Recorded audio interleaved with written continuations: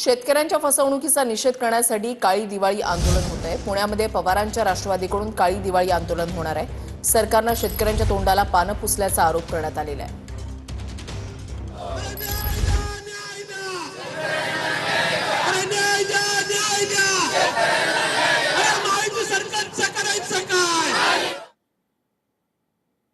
अशा प्रकारचा तर शेतकऱ्यांच्या फसवणुकीचा निषेध करण्यासाठी काळी दिवाळी आंदोलन केलं जातं। चेकवर लिहिल्याचं पाहतोय। मुख्यमंत्री माझा लाडका शेतकरी योजना, ओला दुष्काळ मदत आणि देवेंद्र अजित शिंदे 420 रुपये फक्त, अशा प्रकारचं निषेध आंदोलन या ठिकाणी केलं जातं आणि शेतकऱ्यांची या सरकारने फसवणूक केलं असल्याचं या राष्ट्रवादी शरद पवार गटाच्या कार्यकर्त्यांचं म्हणणं आहे।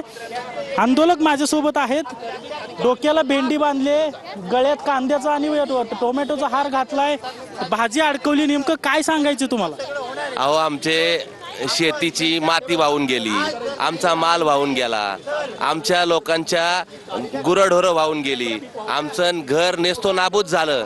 एका साईडला 31,000 कोटीचं खोटं पॅकेज जाहीर करतात, जे खरं 3,000 कोटीचंच आहे आणि प्रत्येक शेतकऱ्याच्या तोंडाला पान पुसायचं काम ह्या लोकांनी केलेलं आहे फडणवीस सरकारने। त्यामुळं जे शेतकऱ्याचं माझ्या तुम्हाला नाव दिसतंय, शेतकरी या आज देवेंद्र अजित शिंदे या नावाचा शेतकरी, त्याला मदत म्हणजे 420 रुपयाची चेकचा मदत या सरकारने केलेलं आहे। त्यामुळं गोलमाल है भाई, सब गोलमाल है फडणवीस साहेब, ये सब गोलमाल है। चेक काय नक्की काय आहे? चेकची कल्पना काय आहे? तुम्ही असा चेक बनवला? बघा, लक्षात घ्या, राज्यामध्ये तिघाडी सरकार आहे।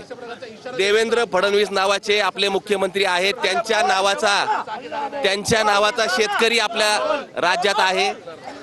अजित दादा पुण्याचे पालकमंत्री आहेत, त्यांच्या नावाचा देखील शेतकरी आहे आणि शिंदे साहेबांच्या नावात देखील शेतकरी आहे। 420चं काम हे सरकार करते, म्हणून अशा आशयाचे चेक शेतकऱ्यापर्यंत सरकारच्या माध्यमातून जाणार आहेत। म्हणून आम्ही आत्ताच सरकारला सावध करतोय की हे सगळं बंद करा। माझ्यासोबत राष्ट्रवादी शरद पवार पक्षाचे शहराध्यक्ष प्रशांत जगताप आहे।